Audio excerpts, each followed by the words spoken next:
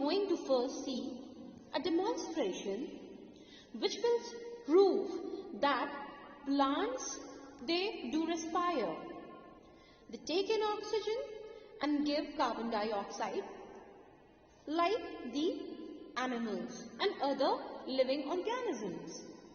First of all, to see this or to do this demonstration or an experiment, you need 2 beakers with 2 tumblers, a muslin cloth to tie the beaker's mouth, 2 rubber bands, and then you need a tissue paper or some cotton wool and handful of gram seed or green moon.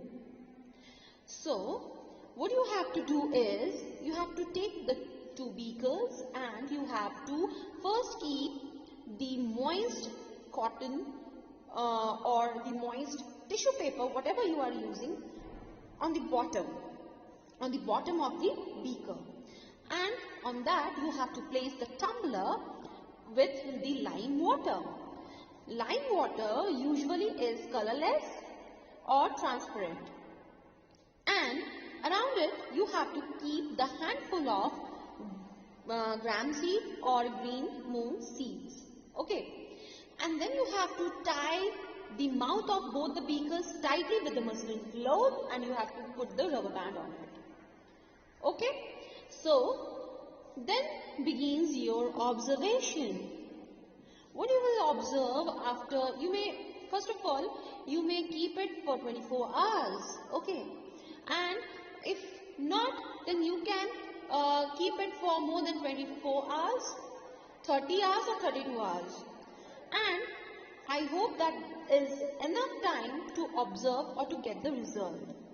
What you will observe is that the lime water which is present there, let me show you. See, this is the lime water. It is present there in the tumbler inside both the beakers. This lime water in one tumbler and in the second tumbler is there, but in tumbler 1 or inside the beaker 1, which is kept there in the tumbler, okay, it will turn milky. How, in which color it will turn? It will turn milky. That means from the transparent appearance of the lime water, it will become translucent and slowly you will find it becoming opaque. Okay, that means it will entirely, the color of the solution will turn into milky. Okay, but at the same time, when you observe the same thing in the second beaker, tumbler 2, you won't find any certain kind of change, no changes in the color of or in the transparency of the lime water will appear. Now, why is it so? Why such things are not appearing in the second case, and why only it is happening in the first case? So, basically, I have told you that to take the handful of seeds, gram seeds or green moon. So, in case of beaker 1, what we have done or what we have to do is, we will put the raw seeds into the wet tissue paper. But in the second case, we will slightly boil out and then we'll put this.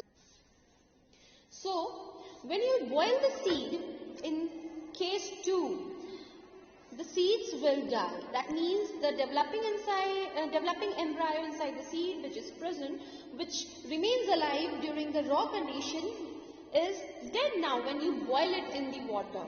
Okay, and this is why while you are placing the boiled seed in second case on the wet tissue paper, it is not showing any kind of germination, and therefore in beaker 1, the seeds due to wet tissue paper will show the certain kind of germination, and you won't see any kind of germination in case 2, in beaker 2. Now students, try to understand this. When an organism is alive, when it is germinating or is growing or is functioning, any kind of physiological function that goes on inside our body, that means we are alive, isn't it? Hannah. Now, the next thing that you have to keep in mind is that While we are alive, while the physiological functions that are going inside our body, okay, we respire. While we do this, while our body functions, we respire. That means the raw seeds which are still alive and responding due to the wet tissue paper present inside, they are alive and they are respiring. They are taking in oxygen, giving out carbon dioxide. Simple. And merely they are taking part in photosynthesis. They are not taking part in photosynthesis actually. That is why they are taking in oxygen and giving out of carbon dioxide. And this carbon dioxide in beaker 1, which is given out by the alive living seeds, is getting mixed up with the lime water that you have kept inside the beaker 1. And this oxygen, when it's getting mixed with the lime water kept in beaker 1, is reacting and turning the lime water milky. I hope it's clear now. That means the seeds which are raw that you have kept in the beaker 1, in the wet tissue paper, those seeds are responding, they are alive, and therefore they are respiring. They are taking in what? What they are taking in, children? Oxygen, and giving out carbon dioxide. This carbon dioxide is then turning the lime water milky. That is why in case 2, that is the beaker 2, you have kept the boiled seeds which are not alive and therefore are not respiring, and therefore you would observe no change in case 2. So that's all about this experiment. In the next slide we will discuss about what? Any idea, anyone? Yes. We are going to discuss, I have already mentioned, we are going to discuss about the aerobic respiration and anaerobic respiration. So let's see or quickly have a view on certain distinguishing features of aerobic respiration and anaerobic respiration. In case of aerobic respiration, this is actually the type of respiration where the air should be present, and particularly when I say air, it means the mixture of gases. No, when I am talking about respiration, it concerns with the presence of oxygen. Okay, that means children, keep this in your mind that in case of aerobic respiration, if anybody says you that air should be present, it's a very common language. Since you all are the students of science and studying science, you should know that what does the air mean in case of aerobic. That means oxygen should be present. So in case of aerobic respiration, oxygen should be present, okay, the respiration which happens or takes place in the presence of oxygen. And we have seen the reaction that goes on, that in presence of oxygen, when the food is broken down, what is released? Carbon dioxide, water, and large amount of energy. On the other hand, if you talk about the anaerobic respiration, what is there? There you will find that it is the type of respiration, first of all, where the presence of oxygen is absent, or simply the anaerobic respiration takes place in the absence of oxygen. The amount of energy which is released during the anaerobic respiration is quite less in comparison to the aerobic respiration, and the end product is carbon dioxide, but it's not water with it, it is alcohol. So we have already seen the schematic representation or the reaction that shows the aerobic respiration and anaerobic respiration. I hope it is clear. Moving on to the next, I have told you that we will also discuss that how photosynthesis is then different from the respiration. So students, now let's check out the differences between the photosynthesis and respiration. So photosynthesis is the process in which the energy is involved or is taken up or is absorbed. While in case of respiration, what happens? The energy is liberated out or released out. So one functions as endo while the other is exo. That means endothermic. Okay, now let's see what's that. It's a new word for you all. Endo. Endo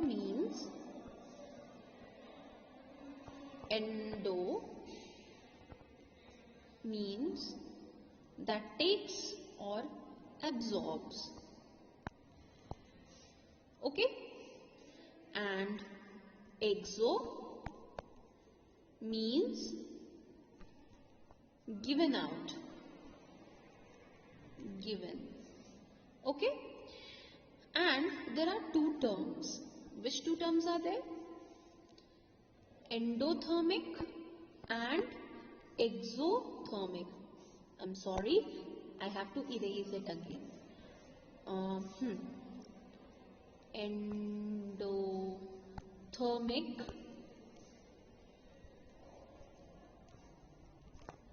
and exothermic.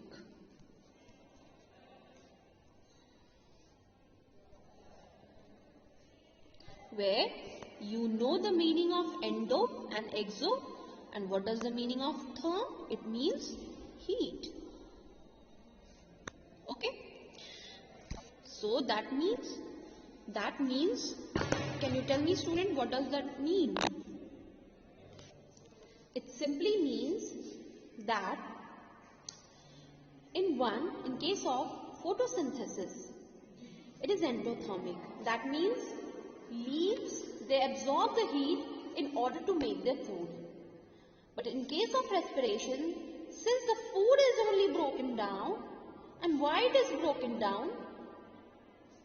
To release the energy, heat. Okay, so in respiration, the heat or energy is liberated out. So it is therefore the exothermic. Okay, I hope you have understand. You all have understood the first point. So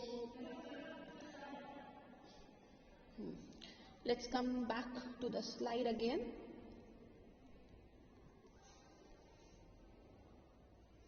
Yeah. The second point says that light is required during the photosynthesis, while in case of respiration, light is of course not required. Light, its presence or absence will never affect that whether the respiration is going to happen or not. Respiration is in light independent process, but at the same time photosynthesis is light dependent. I repeat again, photosynthesis light dependent process, respiration light independent process. Students, to make it easier, I would write the representation, the chemical representation of photosynthesis once for you all, and then I'll tell the same 2 points again and there. Okay, so keep an eye on this video. Let's get back into the board. So what happens, what I told you is that, just a second, yeah, CO2 plus H2O gives, in presence of light and chlorophyll, what does it gives? It gives C6, H12, O6, okay, O2, and little amount of water vapor. So that I'm not writing. So here, what you have to understand is that, see, photosynthesis is light dependent process. So students, recall the first point once right now. In first point, what did I say? I said that the photosynthesis is endothermic process. That means the heat is absorbed. And children, have you ever thought from where this heat comes? Have you ever thought that from where does leaf they absorb the heat? They get the heat. Of course, from the sunlight. Okay, so therefore, this sunlight is providing light and heat to the plants so that they can carry on the process of photosynthesis and can make the food. But in case of respiration, food is only broken down, therefore the heat or the energy is released, or already mentioned earlier. And in second point, I have clearly said that it is light independent process.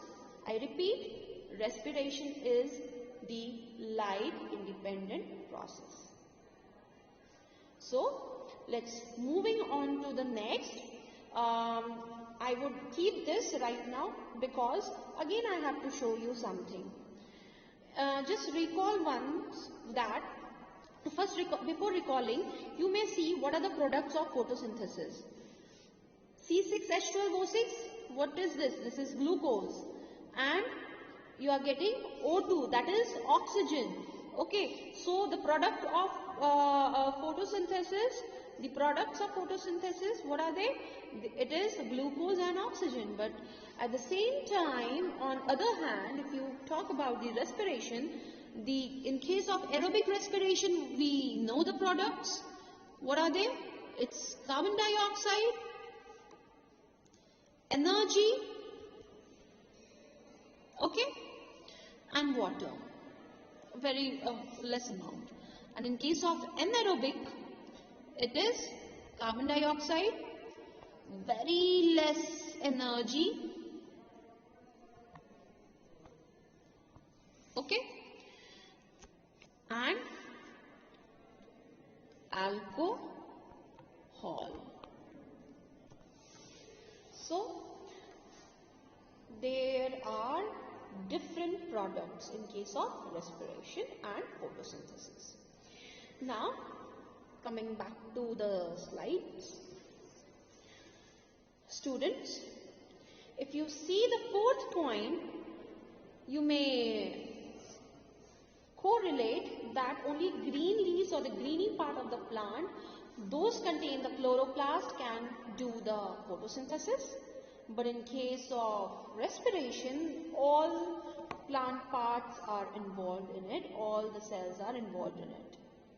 Okay, the particular site of photosynthesis is chloroplast, but in case of respiration it is cytoplasm. It starts in the cytoplasm and ends in the mitochondria, which is therefore known as the powerhouse of the cell, because the energy, the last phase where the energy is given out is or is released, is done there, particularly in the mitochondria.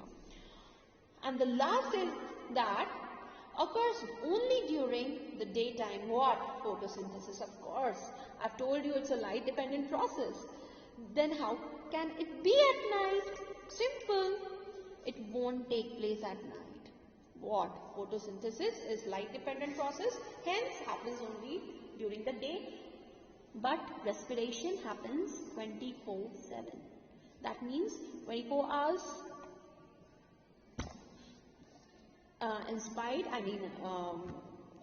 without bothering of day or night. The respiration, the process of respiration continues. So I hope now it is all clear to you all, and it would help you to solve the questions given at the back of this chapter. I would send you the answers of the objectives later. It will be your duty to solve all the questions given at the back. If you'll have any confusion, you may ask me. Okay? And students, this was all about this chapter. Next, we are going to begin with the excretory system in the next class. Thank you and have a good day.